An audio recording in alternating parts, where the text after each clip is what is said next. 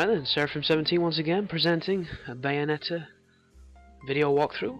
This is Chapter 8, Route 666 on hard, and it's time for a little something different, because this is one of the fanfare levels of the game where you get to ride on the motorbike, and it's pretty fun, but the only problem with these levels is they last a little bit too long, so they do outgrow their welcome. It's not too challenging though, but there are a couple of fights in between the driving, and they are kind of challenging, so I'll get to those when they turn up.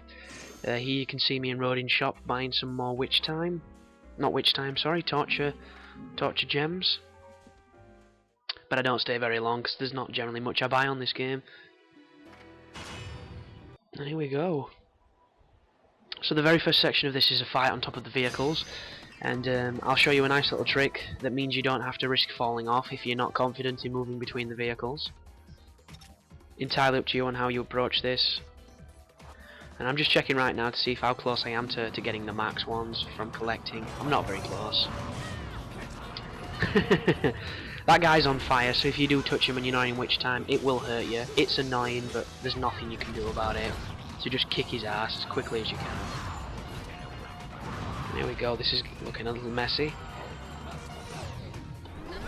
But the general basis for this is there's these two big guys here, and then there's a bunch of the trumpet dudes on all the cars around you.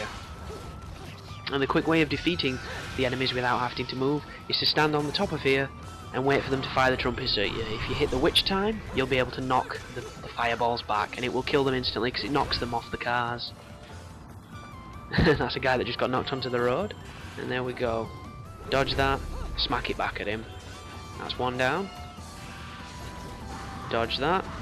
Oh no, I missed that one. That's not too good. As you can see, there's about 4 of them now, so dodge and then smack them back. That should be another 2 down. See ya, fellas. Now there's just these 2 guys, but that guy on the left, I don't know if he doesn't have a trumpet or if he's no good at the trumpet and he's got, you know, self-esteem problems, but it doesn't look like he's wanting to play, so I get... oh no, he is. Tell a lie. But I'm locked onto the other guy, so his attack kills his friend, and I'm a little impatient, so I try shooting him to make him shoot me. It doesn't work, so I end up jumping across and taking him out. Oh, he's trying to shoot me now. He's just kind of missing every time I stand still for him.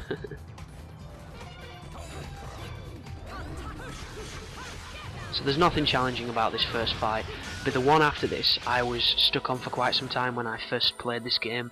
And the reason is because you're going up against 2 of the upgraded Glorious and Gracefuls. You can't use Witch Time because, of course, they're immune to it, and you also get hit by cars. So here we go, there's 3 of them.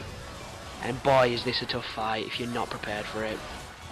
So the first thing I'll say is, the time I died on this a couple times trying to record it. The time I do record it, I get kind of lucky, so you'll not see me doing too many mistakes against them, and I clean them up pretty quickly. But this is a fight that can go wrong very quickly.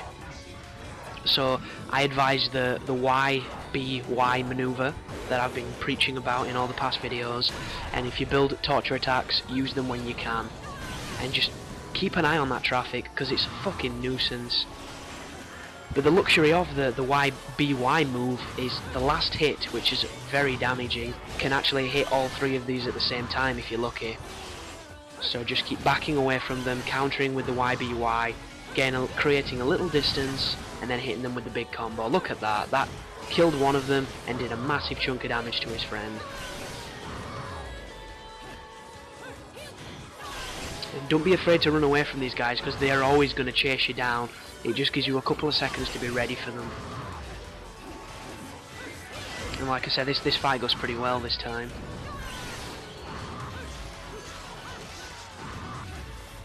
Run away, start your combo, spin on the last hit there. That's a good example of a cheeky way of doing it.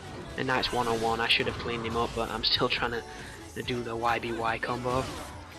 And he hits me, because, you know, when there's 3 of them, I can fight him pretty well, but when there's just 1, I'm an utter useless motherfucker. But there you go, that's probably the hardest fight of this level. And one of the more challenging fights of the game, truth be told. And now it's back to the driving and an introduction to, is it Irenic? Ridiculous name for a car monster, but there you go. If you don't press A there, you will die, but you won't have to do the fight again, you'll just have to watch this cutscene again. And here we go, on the open road. Crack some Willie Nelson on and enjoy the ride. So, the first time I saw this bit I thought, yeah, this is fucking funny. This is a nice slice of genius in this already fantastic game. But once you play it a few times and you get over the fact that yes, that is an old school Sega soundtrack song on the background from something like Outrun, you realise that this camera is far too close. It's way too close to the back of Bayonetta's big fat head, and it makes it a pain in the ass to see what's bang in front of you unless you're turning like that. So the easiest way through this part is hold fire, because it's kind of a standard for this type of thing. And if anything comes close to hitting you, just do the right trigger and you'll do a little dive like that. And at this moment in time, I forgot that if you hold forward you go faster, so these doors look like they're going to seal me off, but if you dodge through them as you would any other attack, you'll not take any damage. And there, I checked the thing, it says speed up. And that's exactly what I do, so I get onto this next one. And it's just a case of staying alive, as simple as that, really. And it's not too difficult, this section. You get a couple of joys firing the lightning grids at you like that one, and a couple of trumpets, and a couple of the ironic cars shooting at you, and traffic itself. But the only real threat here is if you get in the incoming traffic lane, because I found out on my recording, which is something that never happened to me when I played this game, you die instantly, just like Burnout, if you hit a car in the oncoming traffic lane. So be very careful on these crossovers with these big bridges, because when you're doing the loop on the bridge, as you come back on the highway, you can end up in the wrong lane. So just make sure you don't do that, and you should be okay.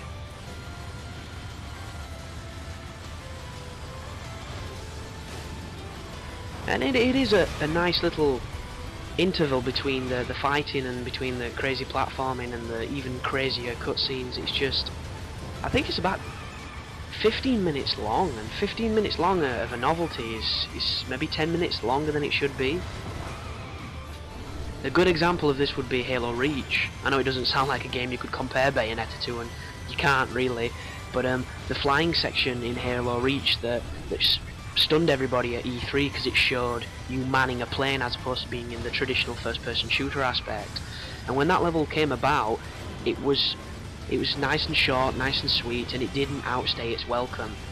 The only problems with it were maybe the checkpoints at times if you were playing on Legendary, because it could get a little bit of a pain in the ass, I found. But that aside, it was almost a perfect ambassador of something that shouldn't be in a Halo game that fitted in really well because of how it was utilised.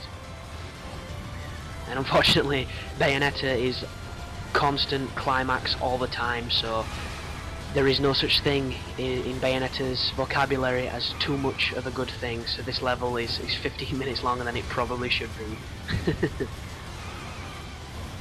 But it's fun, I'll give it that. It's just I've played it more times than I care to, because I've gone through the game a handful of times, because it's really, really fun. So as I said, just keep using your witch time dodge, and keep racking through this level. There's another fight coming up with 3 of the small giants. If you let them fuse together, they'll become a big giant, so if you prefer fighting the big guy, don't attack them and they'll do it of their own accord. If you like taking 3 dudes on, kill them as you kill them every other time you've fought them. One thing I will say about that encounter that's coming up is they actually have to spawn, so you can kill them and you can do damage to them as they're entering the battlefield, which is kind of cheesy, but every advantage counts.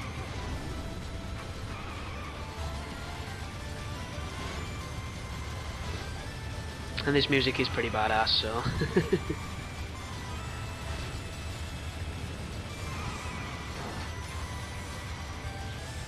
there's obviously another level similar to this a little later on where you're riding a missile to the same effect, and that unfortunately suffers the same problems as this level, where it's just a little bit too long for its own good, but it is pretty fun the first time you do it.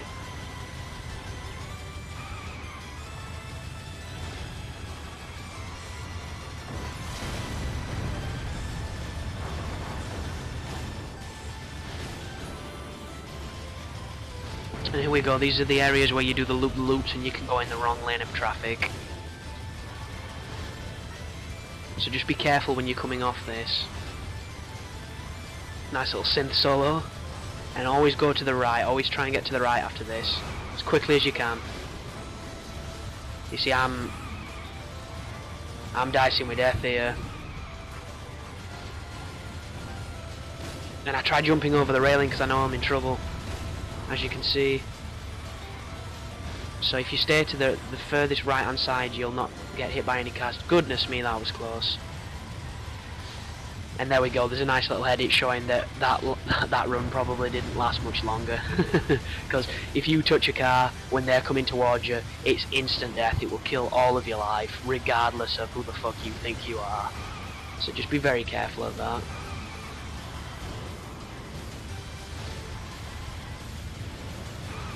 And once again, another tunnel, another descending door section. Another sign that this level is a little bit longer than it should have been.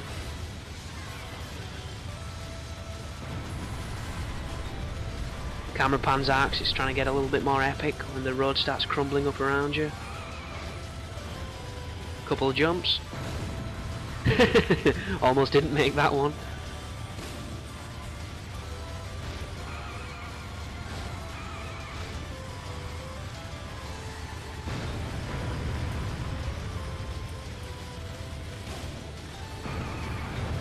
Back onto the highway.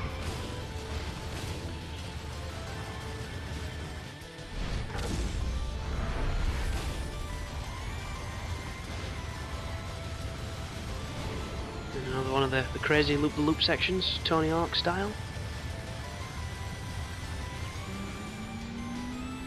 And there's the little cutscene, which means after these quick time events we're going to be doing the fight I mentioned.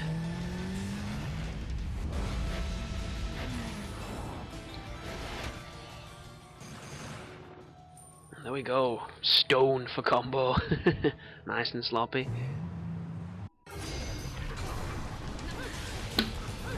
On guard. So these guys, they do the horizontal swing that was just as easy to dodge in the very first level as it is to dodge in the 8th level. So just take your time with these guys, beat them up. Obviously, because it's in witch time, you can't use witch time, but it doesn't matter because these guys are very easy to kill. And if you do the YBY on them, you'll hit them all. And they manage to turn into the big fella, but I have no preference over these guys, so they're just as easy to kill if they're a big fat blob as if they are as if they're 3 little fat blobs. So just hit them with your favourite moves. He should go down pretty quickly. And he grabs me, which is not that impressive, but he's not going to be alive for much longer. If you're wondering how to do the charge fist move with the gloves, you literally hold Y, and you can do it with every step of the combo. So the first punch can be a charge, the second punch can be a charge, the third one can, and so on. It's a very, very damaging move, but it takes a while to charge. So I'll see you guys in the next part.